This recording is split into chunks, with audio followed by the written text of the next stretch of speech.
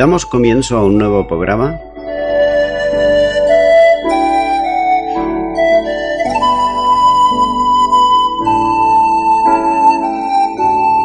Servidores de Dios. Quien te habla es Manuel Cornejo.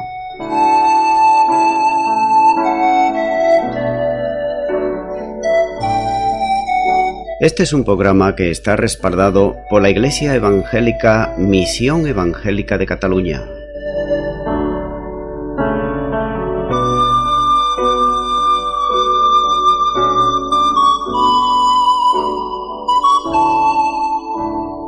Estamos situados en la ciudad de Sabadell, en la avenida Matadepera número 239.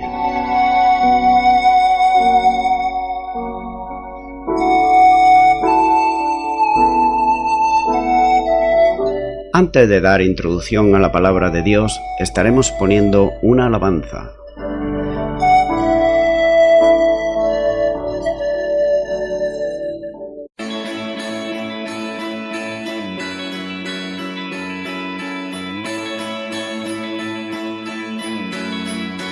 ¿Quién es el Rey de toda gloria? ¿Quién es el Rey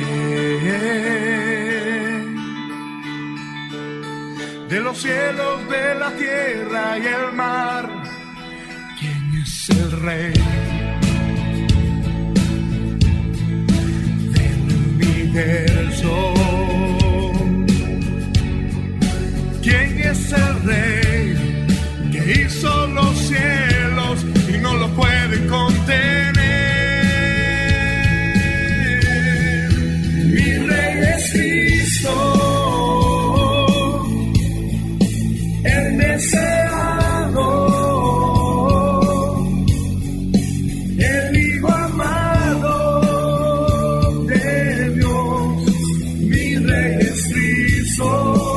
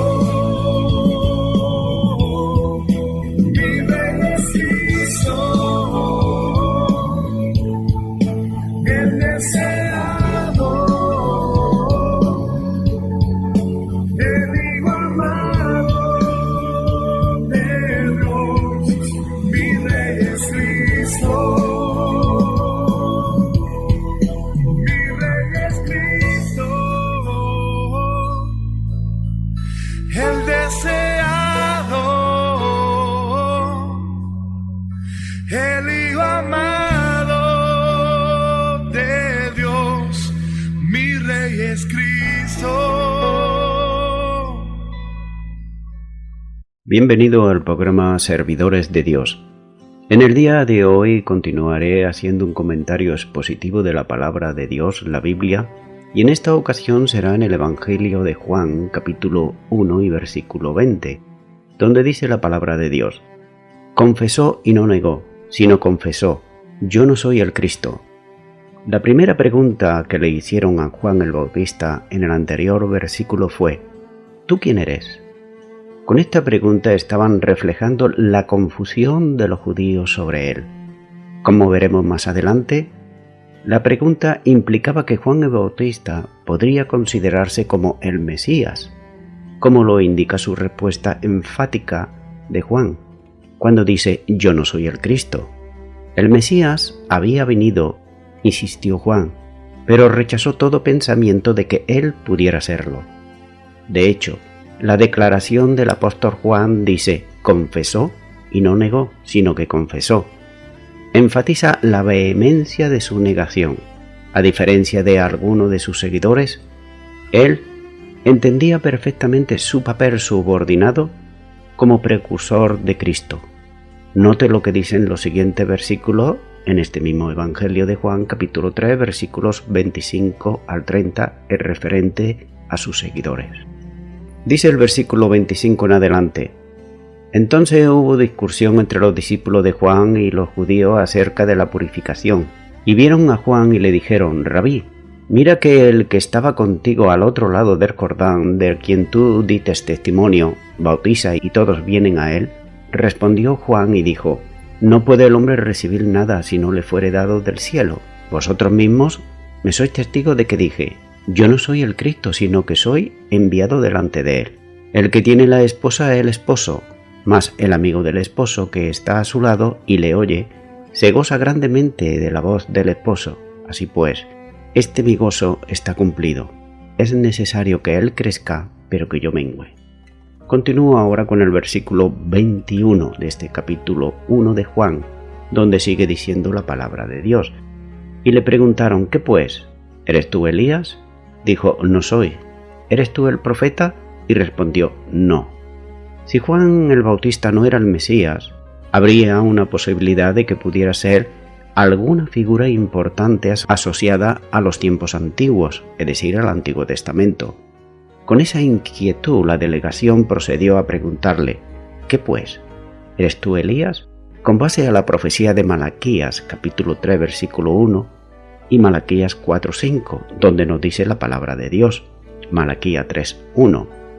He aquí yo envío mi mensajero, el cual preparará el camino delante de mí, y vendrá súbitamente a su templo el Señor a quien vosotros buscáis, y el ángel del pacto a quien deseáis vosotros. He aquí viene, ha dicho Jehová de los ejércitos. Y Malaquías 4:5. He aquí yo envío el profeta Elías antes de que venga el día de Jehová grande y terrible. Los judíos esperaban que Elías y Malaquías regresaran en forma corporal, justo antes de que el Mesías volviera para establecer su reino terrenal. Aún, en el día de hoy, muchos judíos dejan una silla vacía en la mesa para Elías cuando celebran el Seder de la Pascua. La apariencia de Juan era muy similar a la de Elías, de acuerdo con Marcos capítulo 1 y versículo 6, donde dice: y Juan estaba vestido de pelo de camello y tenía un cinto de cuero alrededor de sus lomos.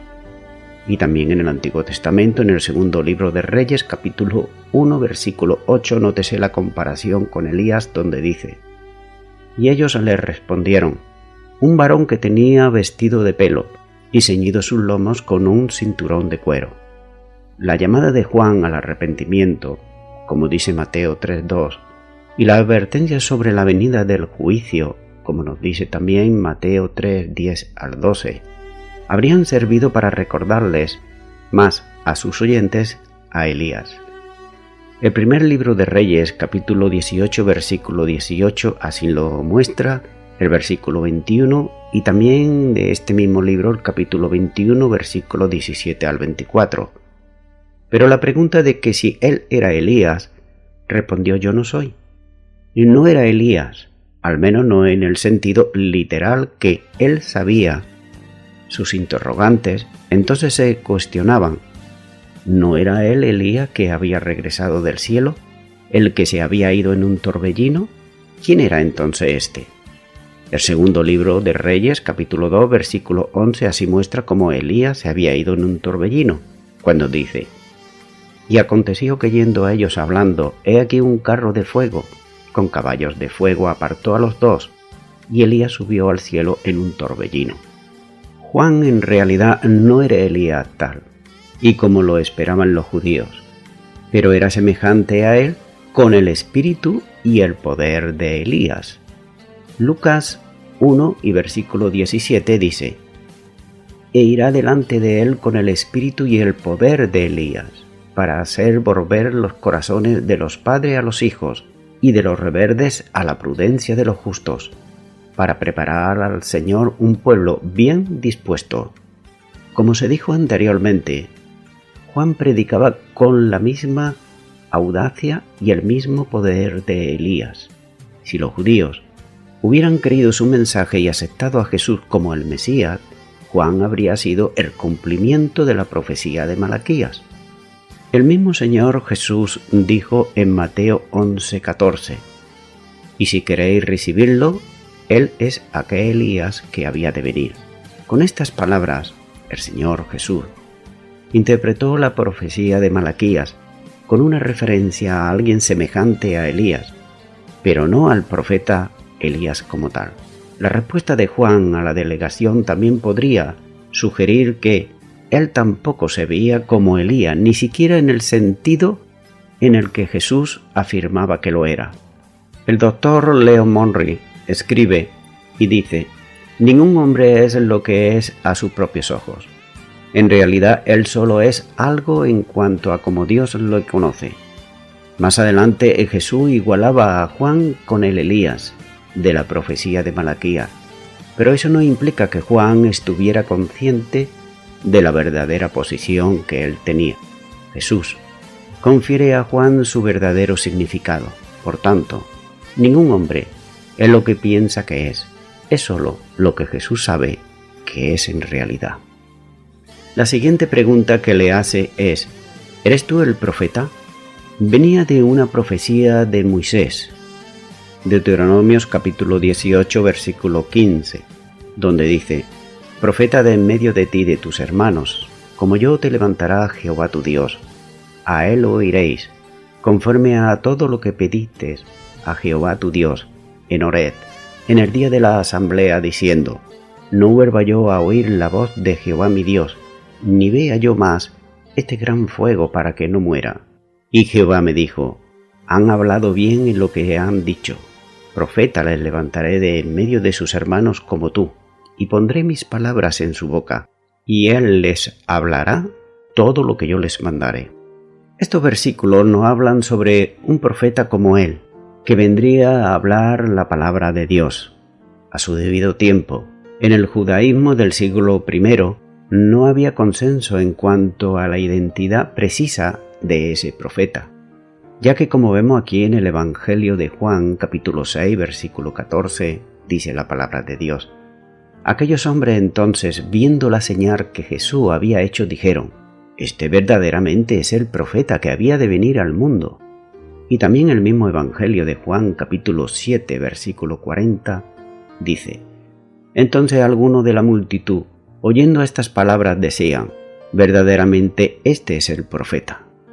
Algunos creían que, como Elías, sería un precursor del Mesías, posiblemente Jeremías o alguno de los otros profetas resucitado, tal como dice en Mateo 16:14, donde dice: Ellos dijeron, unos Juan el Bautista, otros Elías y otros Jeremías o algunos de los profetas. Otros, sin embargo, lo veían como el mismo Mesías. La segunda perspectiva es la correcta, puesto que tanto Pedro, como dice en Hechos, capítulo 3, versículo 22 y 23, donde dice: Porque Moisés dijo a los padres: El Señor vuestro Dios levantará profeta de entre vuestros hermanos, como a mí. A él oiréis en todas las cosas que os hable, y toda alma que no oiga a aquel profeta será desarraigada del pueblo. Y también el mismo Esteban, el primer mártir, dice en Hechos capítulo 7 versículo 37. Este Moisés es aquel que dijo a los hijos de Israel: profeta os levantará el Señor vuestro Dios de vuestros hermanos como a mí, a él oiréis. Aplicaron por tanto a Jesús como el profeta de Deuteronomios capítulo 18 versículo 15 al 18 que ya leí anteriormente. Entonces Juan negóse ese profeta y respondió simplemente no. Continúo ahora con el versículo 22 de Juan capítulo 1, donde sigue diciendo la palabra de Dios. Le dijeron: pues ¿quién eres? Para que demos respuesta a los que nos enviaron. ¿Qué dices de ti mismo? Los miembros de la delegación estaban frustrados con la serie de respuestas concisas y negativas de Juan el Evangelista, y sin opciones le hicieron esta que Juan le diera una respuesta concreta. Entonces le increparon cuando le dicen: ¿qué dices de ti mismo? Indudablemente, la respuesta de Juan no era lo que la delegación estaba esperando oír, ya que las autoridades esperaban una respuesta clara y la esperaban para juzgar si Juan representaba verdaderamente un peligro. No bastaban sus declaraciones negativas ni el rechazo de toda pretensión mesiánica, ya que querían saber qué estaba pretendiendo Juan con su ministerio y qué era lo que él. Continúo ahora con el versículo 23 de Juan capítulo 1, donde sigue diciendo la palabra de Dios. Dijo: yo soy la voz de uno que clama en el desierto, enderezad el camino del Señor, como dijo el profeta Isaías. En lugar de afirmar ser alguien importante, Juan el Bautista se refirió a sí mismo humildemente, tan solo como la voz de uno que clama en el desierto, simplemente.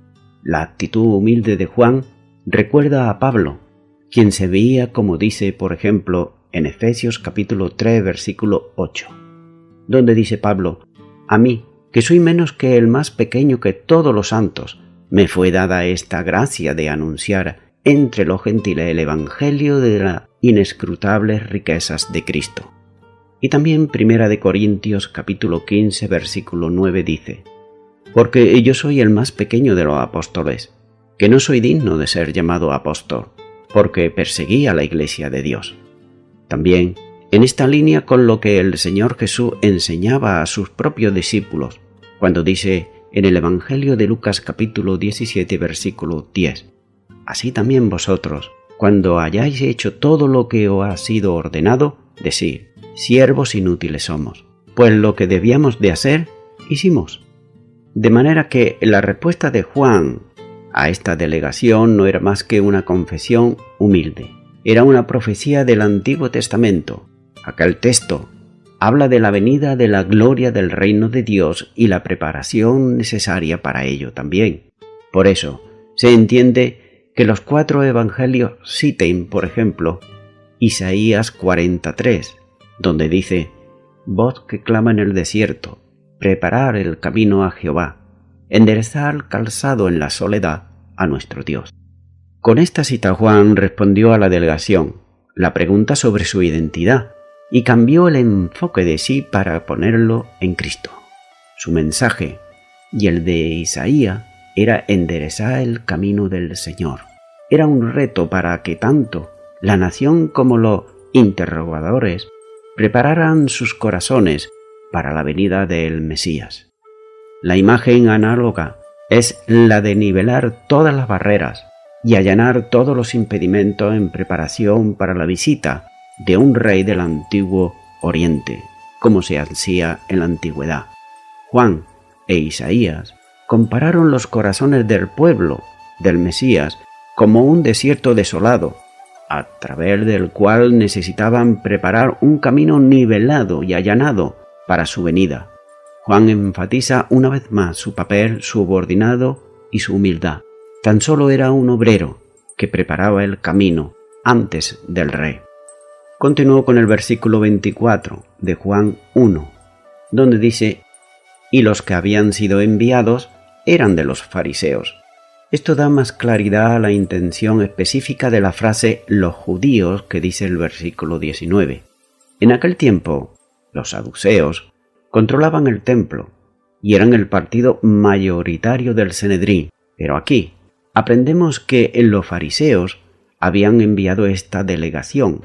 No es muy probable que los saduceos hubieran enviado una delegación compuesta solamente por sus archivirales, puesto que el sumo sacerdote y los principales sacerdotes eran saduceos. Debían estar preocupados con Juan, pues era de una familia de sacerdotes. Su padre era Zacarías, y por tanto ellos estaban preocupados por esto. Entonces, esta declaración puede indicar que los fariseos provocaron una confrontación y se incluyeron en la delegación también para ir a ver qué sucedía. No contentos con dejar pasar la situación, siguieron cuestionando a Juan sobre su autoridad para bautizar, algo con lo que los fariseos estaban muy preocupados, que los saduceos, los cuales eran mucho más liberales en este sentido que no los fariseos. Por eso nos sigue diciendo la palabra de Dios en el versículo 25 de Juan 1. Y le preguntaron y le dijeron: ¿por qué pues bautizas, si tú no eres el Cristo, ni Elías, ni el profeta? La respuesta negativa de Juan el Bautista desconcierta completamente a la comisión, pues al no identificarse con ninguno de los personajes previsibles y pretenden ser, sin embargo, ser enviado de Dios, Juan parece colocarse fuera de la tradición de Israel, ya que no invoca ningún título tradicional. Quieren saber la razón de tal bautismo y a título de qué lo hace. Vuelven a mencionarse los tres personajes: el Mesías, Elías y el profeta. El autor quiere mostrar a sus contemporáneos que Juan no se atribuía ninguno de esos papeles. La pregunta que le hacen a Juan es casi una acusación, ya que lo tratan como un usurpador, ya que se menciona por vez primera su actividad como bautista. Y era esta la que provoca la alarma de las autoridades. El bautismo o inmersión en agua era símbolo utilizado en la vida religiosa y en la vida civil del Antiguo Testamento. Dentro de la institución religiosa se usaba como rito de purificación, por ejemplo, para un enfermo curado de su enfermedad, como dice Levíticos capítulo 14 versículo 8, donde dice: y el que se purifica lavará sus vestidos y raerá todo su pelo y se lavará con agua y será limpio, y después entrará en el campamento y morará fuera de su tienda 7 días. En la vida civil y en la conversión religiosa de aquel tiempo, por el contrario, figuraba antes todo el cambio del estado que tenía la persona. El simbolismo subyacente era la muerte, y el bautismo significaba sepultar un pasado para empezar una vida diferente, un estilo de vida muy distinto al que llevaban antes. Existían, por ejemplo, el baño o bautismo, que indica el paso de la esclavitud a la libertad también. Lo mismo para los prosélitos del judaísmo, significando el abandono de las prácticas y creencias religiosas anteriores y adheridas también a las judías.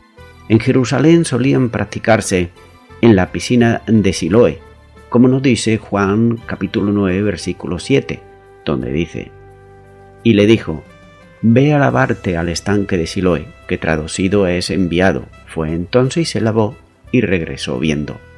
Vemos aquí un milagro del Señor Jesús, pero como cita al estanque de Siloé.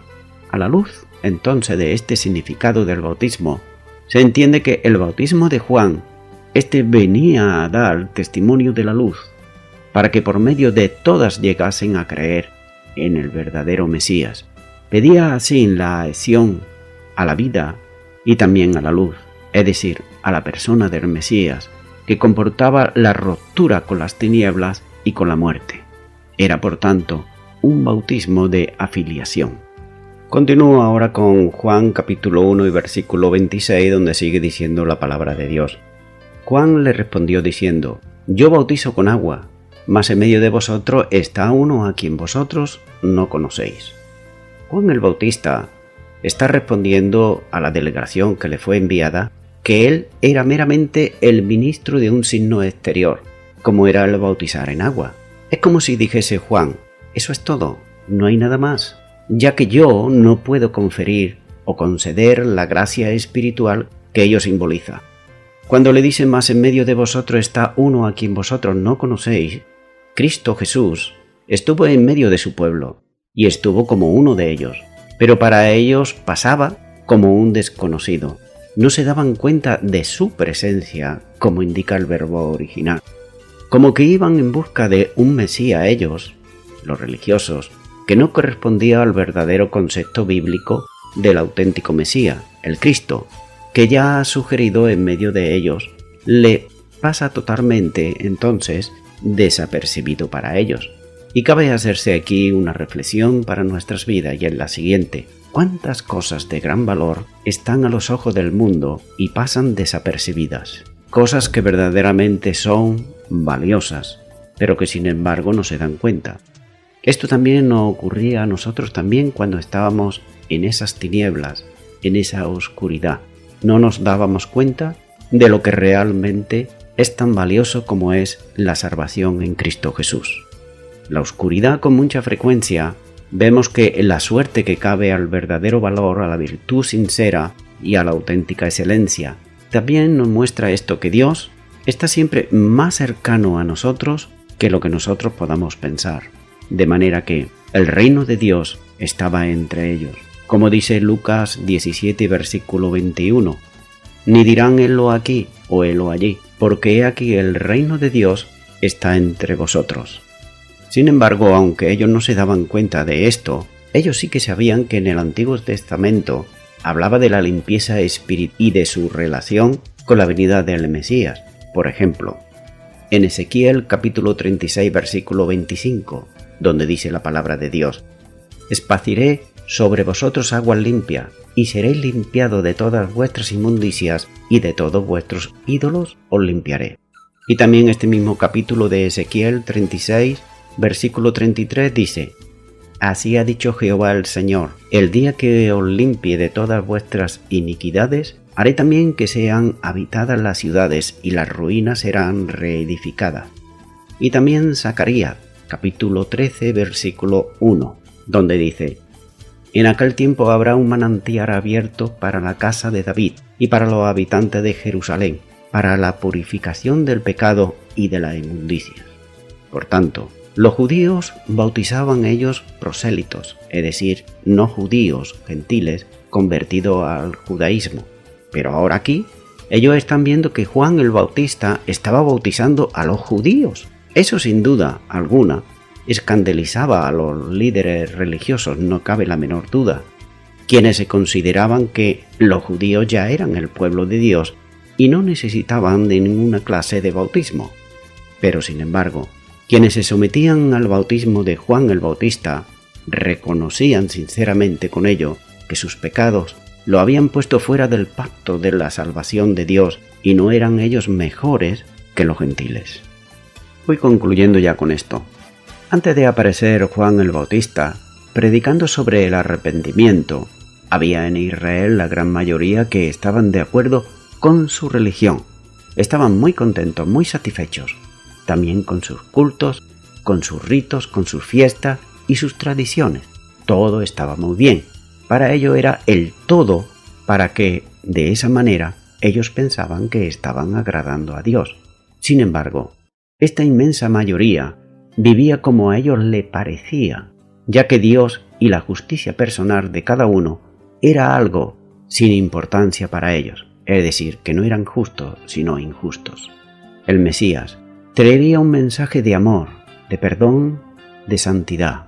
Por ejemplo, vemos que el hombre es pecador y también es mortal. Por eso vemos ese mensaje de amor como lo dice Juan 3:16, porque de tal manera amó Dios al mundo, que ha dado a su Hijo unigénito, para que todo aquel que en él cree no se pierda, mas tenga vida eterna. También era un mensaje de arrepentimiento, ya que el hombre debe de arrepentirse, como nos dice el Evangelio de Marcos capítulo 2, versículo 17. Al oír esto, Jesús le dijo: los sanos no tienen necesidad de médico, sino los enfermos. No he venido a llamar justos, sino a pecadores. También el hombre debía de estar preparado porque el reino de Dios se había acercado, como dice Mateo 4:17. Desde entonces comenzó Jesús a predicar y a decir: arrepentíos, porque el reino de los cielos se ha acercado. Mi amigo o mi amiga que me estás escuchando, todo hombre y toda mujer somos pecadores por naturaleza.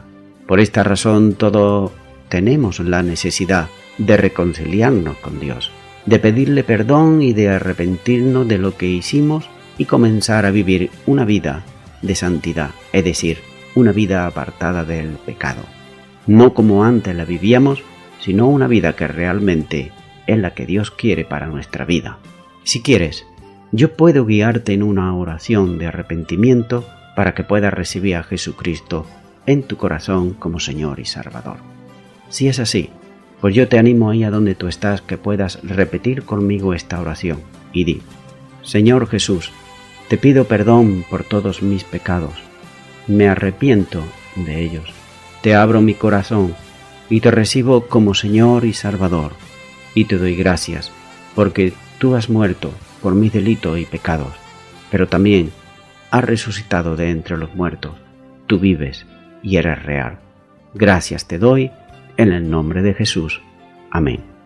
Amigo y amiga que me estás escuchando, si tú has hecho esta oración de todo tu corazón, tú necesitas ahora orar a Dios, hablar con Dios igual que hablas con una persona, siempre en el nombre del Señor Jesús, ya que Él fue el que murió por ti y por mí. Es el único intermediario entre Dios y los hombres, no hay otro. Así que tenemos que orar en el nombre del Señor Jesús. Y también es bueno que leas su palabra. Sigue leyendo aquí el Evangelio de Juan.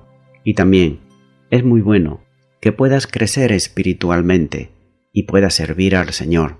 Para eso es necesario que puedas congregarte en una iglesia cristiano-evangélica donde se predique la sana doctrina y la palabra de Dios. Congrégate ahí y verás que todo lo que ellos te están enseñando está de acuerdo con sus maneras de vivir y de hacer. Y a toda la audiencia, nuevamente me estoy despidiendo de todos ustedes. Será Dios mediante. Hasta el próximo programa. Que Dios os bendiga a todos.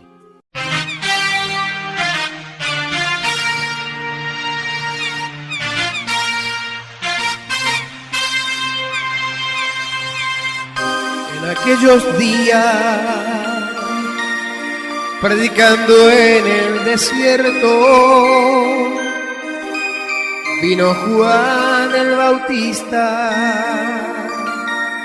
así diciendo: arrepentido porque el reino de los cielos se ha acercado. Arrepentido, arrepentido porque el reino de los cielos se ha acercado. Arrepentidos, arrepentidos porque el reino de los cielos se ha acercado. Arrepentidos, arrepentidos porque el reino de los cielos se ha acercado. Este es de quien habló el profeta Isaías, voz del que clama en el desierto y endereza las sendas y prepara el camino para el Señor. Arrepentido porque el reino de los cielos se ha acercado. Arrepentido, arrepentido porque el reino de los cielos se ha acercado. Arrepentido, arrepentido porque el reino de los cielos se ha acercado. Arrepentido, arrepentido porque el reino de los cielos se ha acercado. Juan bautizaba en agua para el arrepentimiento, pero él decía que el que viene tras de mí, en Santo Espíritu y fuego, nos ha de bautizar. Arrepentido porque el reino de los cielos se ha acercado. Arrepentido, arrepentido porque el reino de los cielos se ha acercado. Arrepentido, arrepentido porque el reino de los cielos se ha acercado. Arrepentido, arrepentido porque el reino de los cielos se ha acercado. Y hoy como ayer, esto sigue pasando. Si te arrepientes y crees, el Espíritu de Dios te estará tocando. Arrepentido porque el reino de los cielos se ha acercado. Arrepentido, arrepentido porque el reino de los cielos se ha acercado. Arrepentido, arrepentido porque el reino de los cielos se ha acercado. Arrepentido, arrepentido porque el reino de los cielos se ha acercado.